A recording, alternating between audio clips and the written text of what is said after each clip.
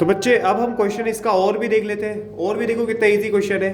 वो क्या है, डिफाइन प्रेशर, यानी दाब को परिभाषित कीजिए। किसको परिभाषित कीजिए और उसके फैक्टर भी लिखिए जिस पर वो डिपेंड करता है, यानी कारक भी लिखिए। ये हिंदी में भी पूछा है तो मैं इंग्लिश में पढ़ के बता देता हूँ, हिंदी में भी।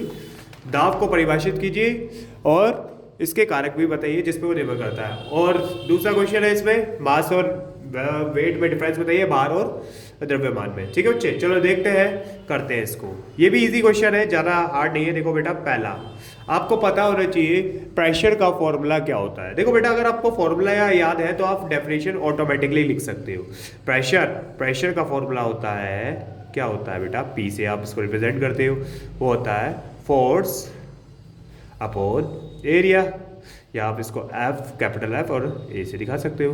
तो आप इसको सिंपली क्या लिख सकते हो, इसको लिख सकते हो बेटा, इट इज डिफाइंड एज, ये लाइन तो आप लिख ही लोगे, फोर्स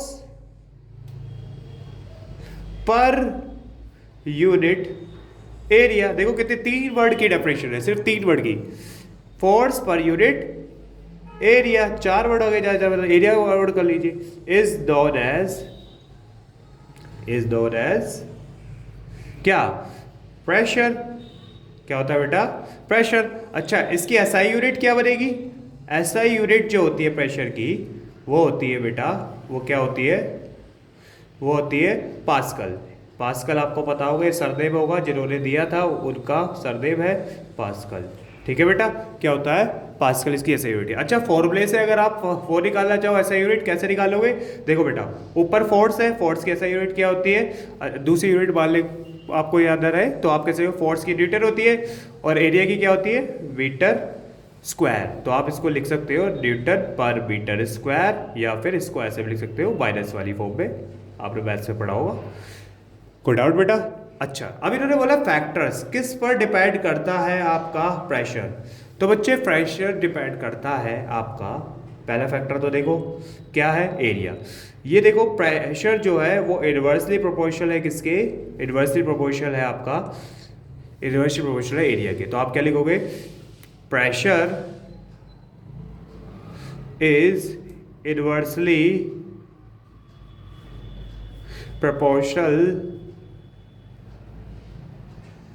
टू किसके, किसके बेटा, टू एरिया। इसका क्या मतलब हुआ बच्चे, इसका मतलब ये हुआ अगर अगर अगर एरिया कम होगा तो प्रेशर, अगर एरिया कम होगा तो प्रेशर बढ़ेगा। इसका एग्जांपल आप नेल्स ले सकते हो, क्या लिख सकते हो, नेल्स, नेल्स मतलब कील।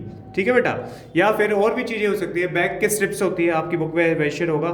ठीक है, बैग्स की स्ट्रिप्स, बैग्स की स्ट्रिप्स अगर वो पतली हो गई तो हमारे ऊपर दाब जो भारी सा लगता है ना, वही चीज ये कह रहे हैं। अच्छा, अगर क्या कहते हैं, दूसरा फैक्टर क्या होगा, दूसरा फैक्टर क्या होगा बेटा, दूसरा फैक्टर होगा, देखो बेटा, दूसरा फैक्टर है इसमें फोर्स। क्या है बेटा, देखो प्रेशर जो है डायरेक्टली प्रोपोर्शनल है किसके, फोर्स के। किसके बेटे, फोर्स के। ठीक है, ये आप इसमें लिख सकते हो और इसका आंसर कर सकते हो। कोई डाउट।